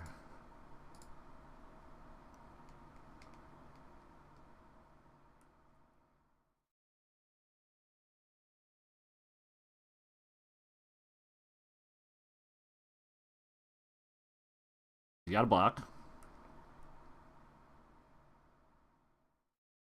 Might as well just single block because you can't double block it because I'll just pick up both blockers. I mean, if I were him, I would concede because I don't. There's not. Is there any minus spells running around? Like I don't think he could ever kill that with me at this much life because I can freely I can do this 3 times a turn, and he's got no cards in hand anyway. So.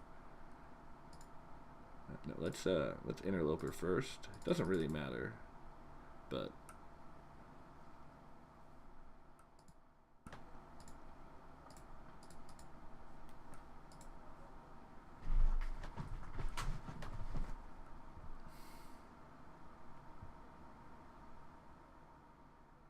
Spires means he still has no attacks.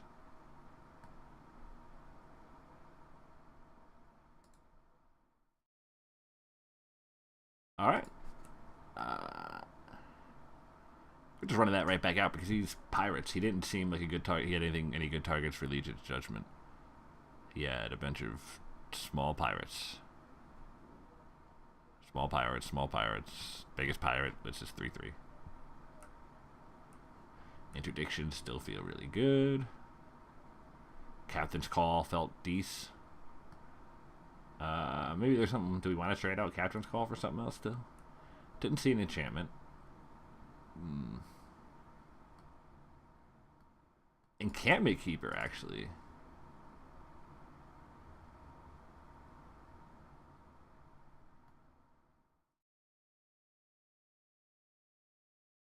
I think that might be good.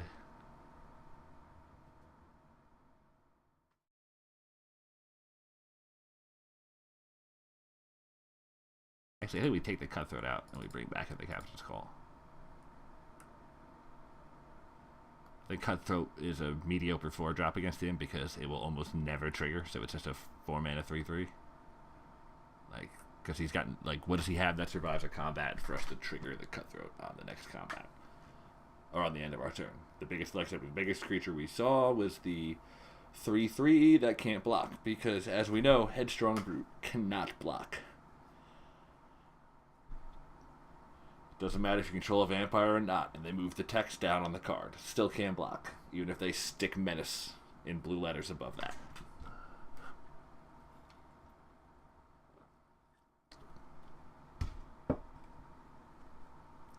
We'll keep this. 2-drop, 3-drop, with the raid trigger. The best card in our deck. A way to cast the best card in our deck if it dies, and we draw another land.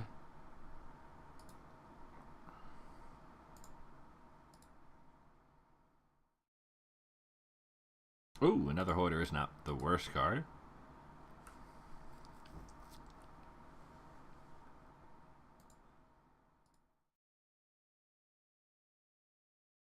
He wants to turn all of his creatures sideways, basically every turn. So we are happy to just stick Hoarders in front of it.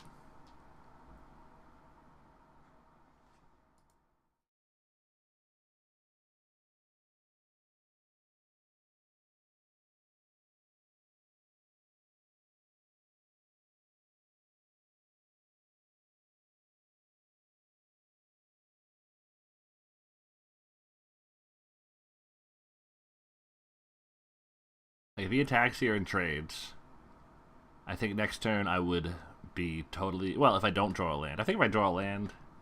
No, I think if I draw a land, I think I'd play Dire for the Hoarder unless I draw like a 3-drop. That seems aggressive. And incorrect. You definitely just trade the Firebrand there, right? So I'm missing something? I guess in an ideal world we draw... the best draws in the deck are skittering into land next turn.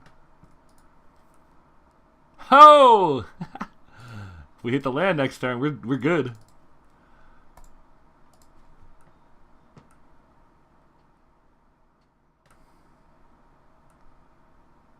It's definitely like I know that's not how the world works. I know that, you know. Oh, another Fire Glander Blast. Ouch. I'm a smart enough person to understand that jinxes are not a thing, but... And you don't actually get rewarded for knowing that what the best card is and asking for it to be on top of the library. But, all that said, it does feel good when you think of it, register it, and get paid off. Why didn't he attack with the Brazen Bucks? I can treasure, but I guess he doesn't know I'm not going to treasure to kill it.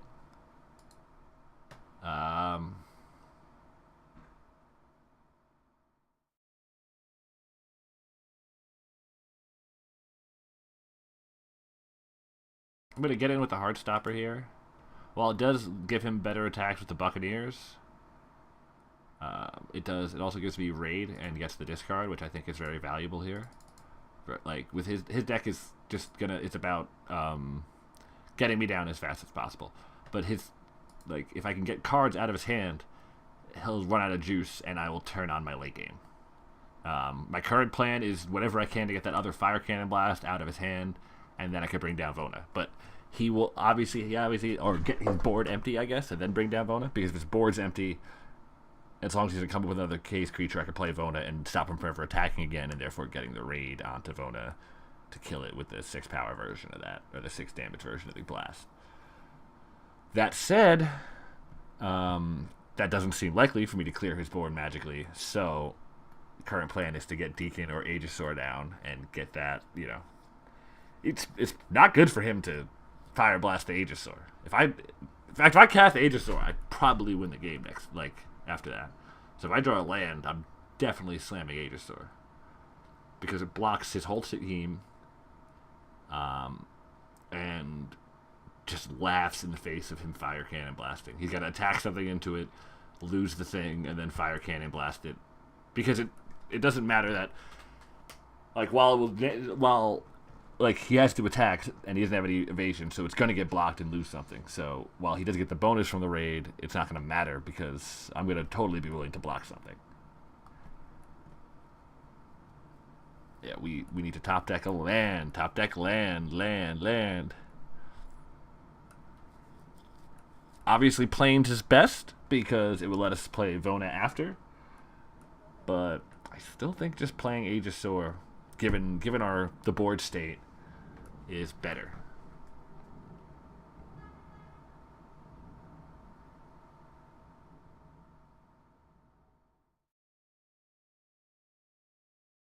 Because this just shuts him down. Look, so we know one of the 2 cards in his hand, Fire Cannon Blast. We're going to dismiss that because we're not forgetting that there's a Fire Cannon Blast. If he attacks here, that's great for us. That's fantastic. Okay.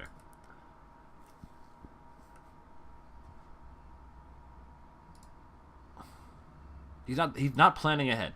He used Fire Cannon Blast to remove a creature to get in for the 3/3 one time. But the problem is, next turn, if nothing changes, and hopefully something will change, but even if nothing changes, I can just block it straight up with a Heartstopper.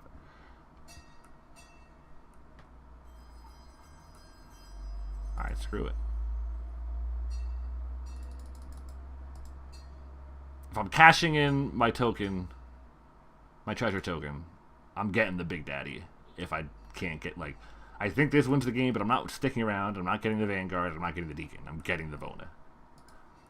And then I'm just passing. Because if he attacks with the Brazen Buccaneers, I'm going to double block.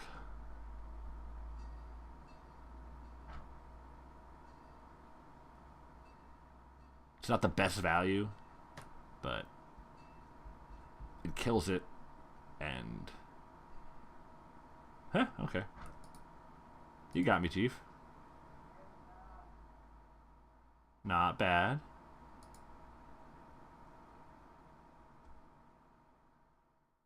Still happy to double block here because I get to kill the thing and I get another token, which is super important to me right now.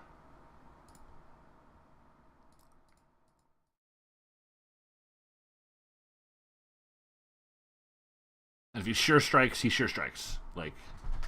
Then his hand is empty.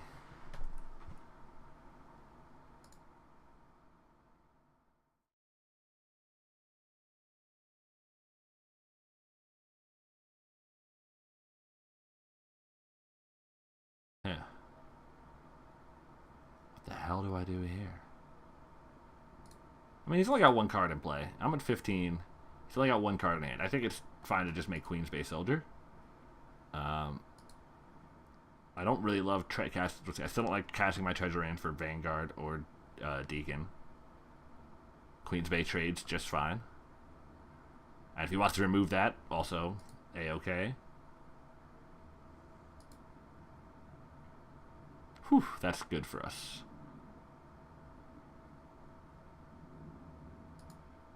Okay. We block Firebrand if he attacks, because Firebrand is the only thing that can mess with Aegisaur. Or even Deacon, to be fair.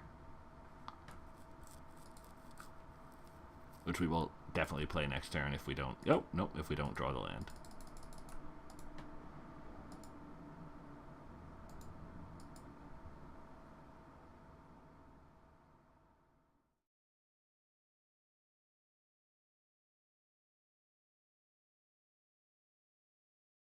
Okay. He still has no attacks this turn, and then I play a Deacon next turn that can block that.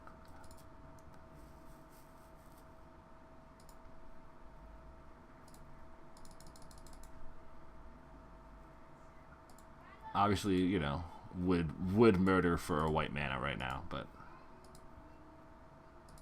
just not in the cards.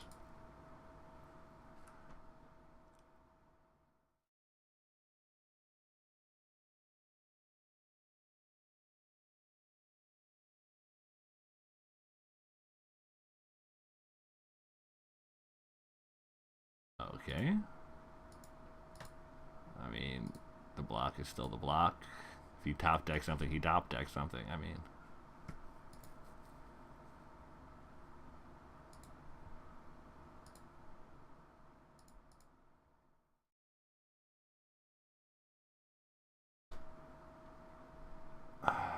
I don't think I bash.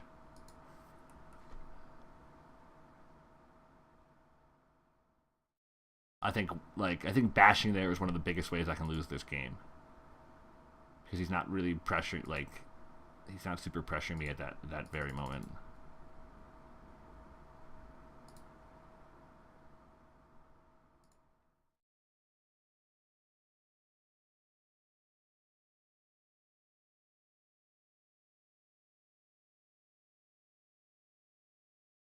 Now I still can't bash because he can well, if I trade that for 2 creatures and then have a 2/2, a 3/3, and a 2/2 versus his 2/2 and whatever card he has in hand, is that good?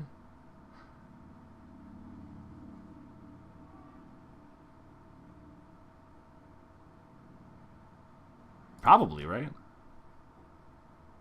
No, let's wait. You have control.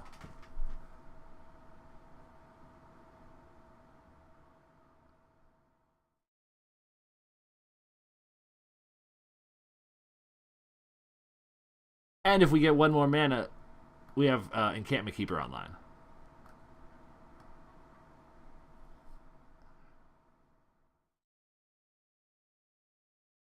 Which I will trade Encampment Keeper to let Aegisaur blow out his whole team. And get +1 counters on stuff. Like, hundo% of the time. Oh, Interdiction works just fine.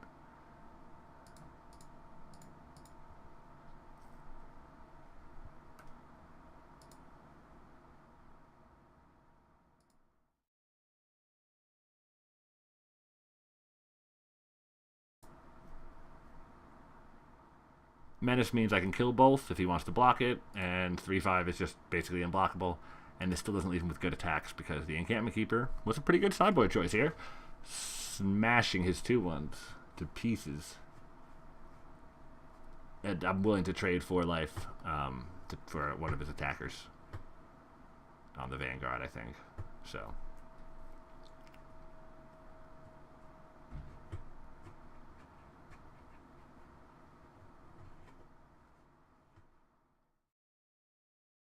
I gotta assume at least one of the cards in his hand is a land. Because he just played a land for no good reason. He might want the token, but I'm going to give it to him because he also might just want raid.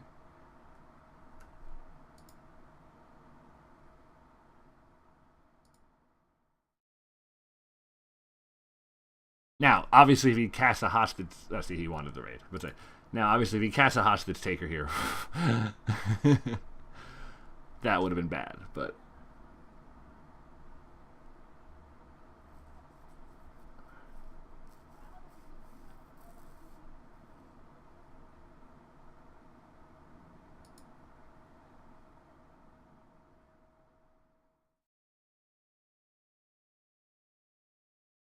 doesn't even get with that. It honestly might be correct just to get the Encampment Keeper over the Interloper, because this is yep. The fact that the Encampment Keeper makes any of my like a land draw a live draw for me is not good news for him.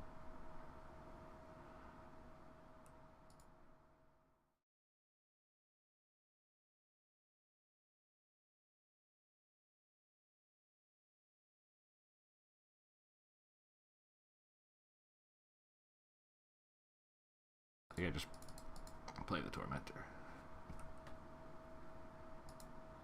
I have Crypt Captain's Call in the deck, I believe, right? I did not sideboard that out in the end. That would be very good here. Headstrong Brute can't block, so he still doesn't have great attacks. Oh, Compass is godlike.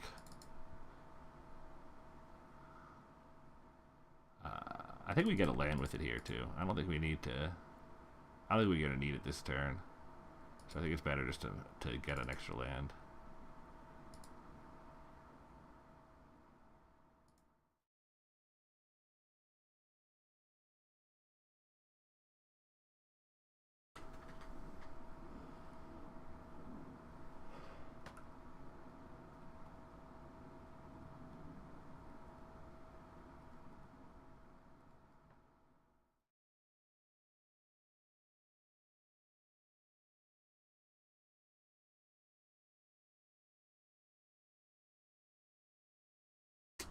Naturally.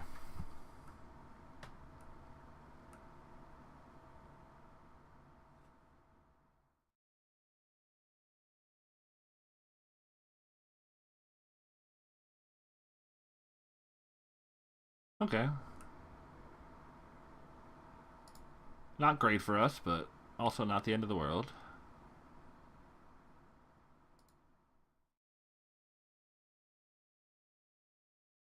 We block this here.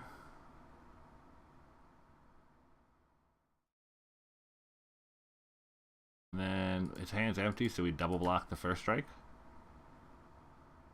And then we can remove that from combat and trade for that on future turns. That said, I think we let the Vanguard die here because I don't want to go down to 3 versus the red deck.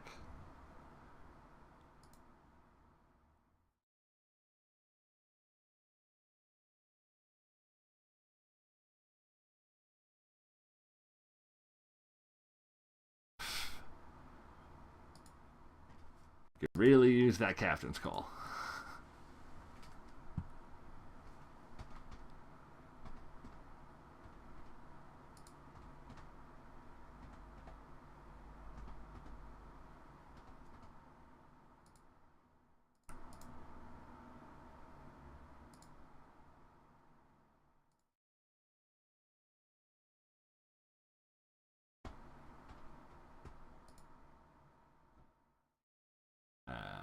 No follow-up? That's good. Ugh. We really need that Kim Captain's Call. No, we're gonna draw a freaking... I see a Mark of the Vampire in our future. With no creatures to strap it to.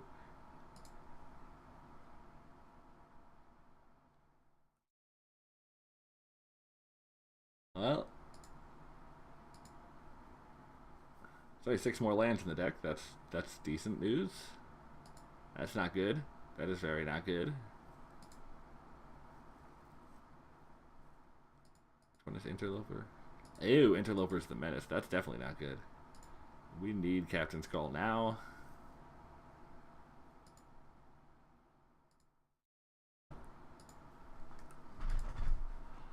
Come on. Or another, we'll take another Interdiction. That'll give us a turn or two. This Explorer is really bad for us.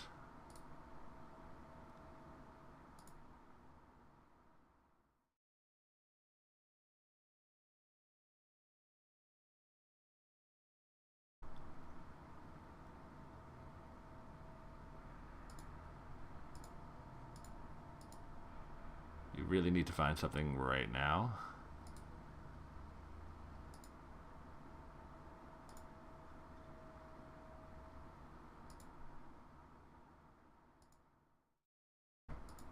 We're not dead, technically. Because we can remove Headstrong Brute from combat, and if we play the Vona, if we play Captain's Call into Vona next turn, we're not dead. Captain's Call into Vona plus something else, actually.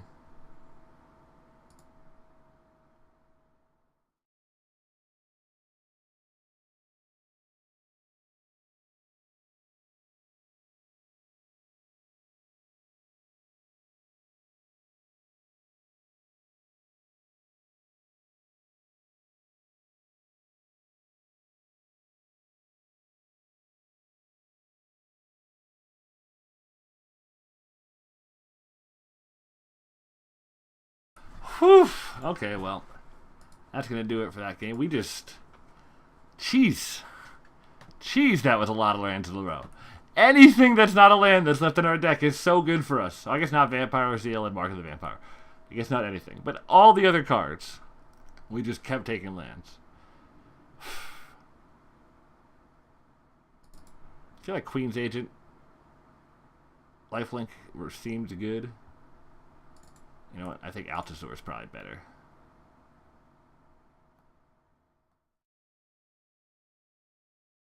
And we'll take out Vamp Seal. Well, no, I think Vamp Seal's going to be decent.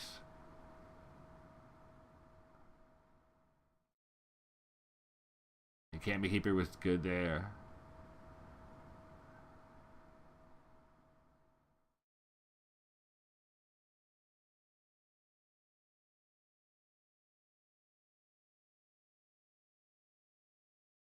Altasaur might just be better than Interloper.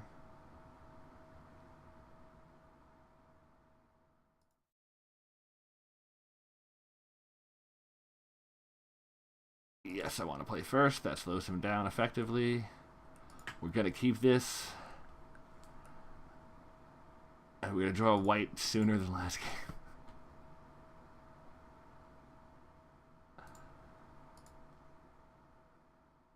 It's probably a bad keep. We probably should have mulliganed this.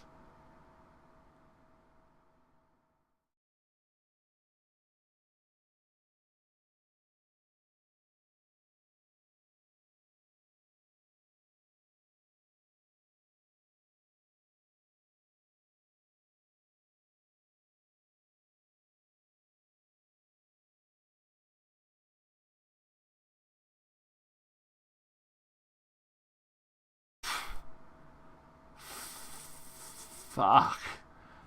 That is blowout as hell for us. He now knows we have no white, so he doesn't want to trade with the Hoarder and give us white, and he gets a Taker Interdiction. Ouch. Just ouch.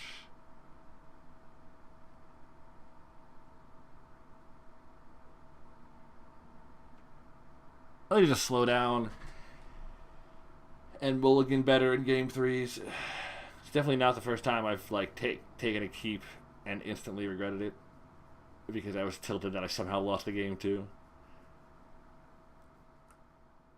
I mean, it's what I deserve for talking about the previous guy. Like, oh, you drew lands. What happened? It happens. And then I drew 100 lands. It's only down to 3. That's interesting. Not how I would have gone, but, you know. You do you, buddy.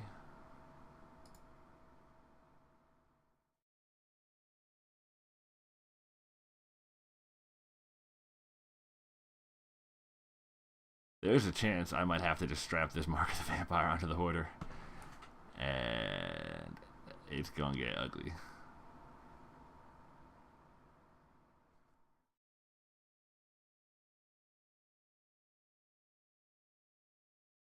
I would much rather just top a Plains, play the Vanguard, and strap it onto there. But I don't know if that's gonna happen. Ugh. Brutal.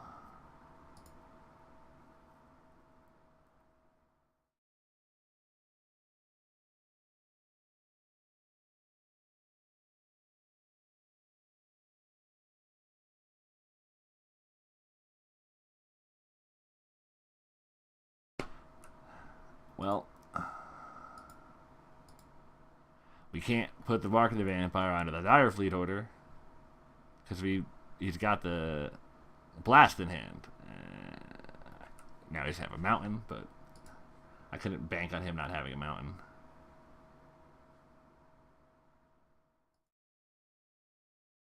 I don't want to block here either. I guess now that he hasn't played the Mountain, it might be better to mark, though he's got to tap something this turn for me to be willing to do that, because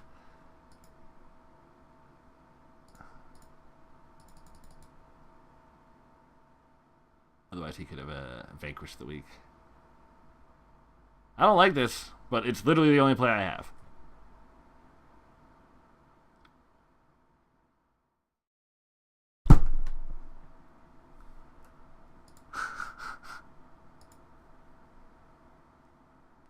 Well, fuck.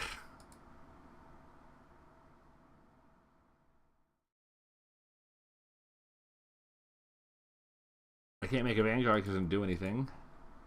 I can't block any of his creatures, so it's better for me to just wait and make a Pious.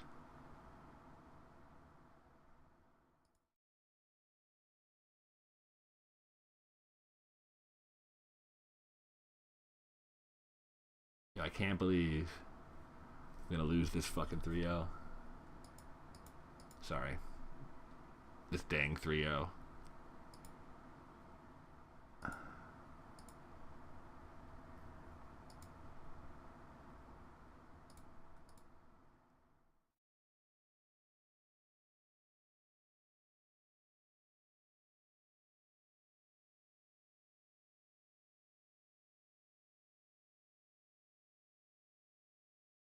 Well, the plan is to have the Heartstopper trade for one of the ground creatures. It's more important that I do take care of that.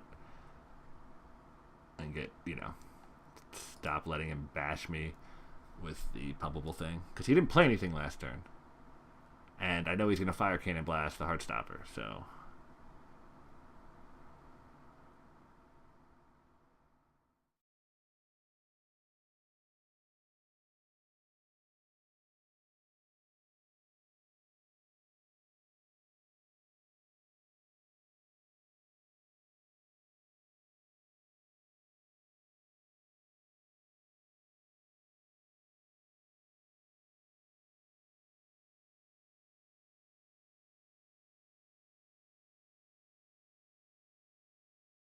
Well, holds back some of his team. Still really need to find a freaking Plains. I still think it was a 10-7 deck, right? Like, I only really... Like, it's not like I've had a Glorifier stuck in my hand because I don't have 2 white. I can't find my 1 white source. The Deacon holds back 2 damage a turn from the Squire, so it's probably better to not block the Heartstopper here.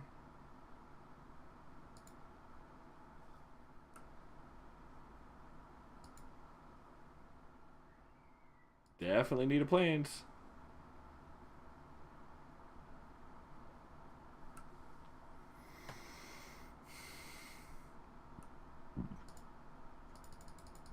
He knows what's in my hand. Like, this is so frustrating. Oh my god. I can't believe we lost this match. I can't believe we lost this match. How did we lose this match after that Aegisaur? I can't believe we lost this match. Are you kidding me? Are you kidding me? Okay, well, if you've watched this far, let me know all the times I must have screwed up in that game 2. I must have been misplaying something. I had to have been. I had to have been. Because there's no way from the board position that I should have lost that game. I clearly messed up. So, anybody watching on the video review, can you please let me know why I'm so bad? Feel free to insult me as much as you would like. It helps get through the point. Only for this video. In the future, obviously, I'm not. You don't have carte blanche to insult me permanently. But just about that one match. And I guess you can get on me for not mulliganing in game 3. But I thought it was... If we draw a Plains in the first 4... In any point in that game, but especially in the first 4 turns, I think we're still alright. We can play that second Pious. We can play the 1-1. And at least, like, attack back. Because in that world, we can race the 1-2 flyer and stop his other things, be gaining life. Yeah. We also would have been able to snap the... Well, I mean, he would have had... Oh, the Skullduggery, too, was brutal. We hadn't seen Skullduggery in any game. And I think that's a main deck card. I don't think you sideboard Skullduggery, so I'm really surprised to... I was surprised to just see it shoot out and get us in game 3 after we saw most of his deck in game 1 and 2. Hot damn. We lost that game somehow.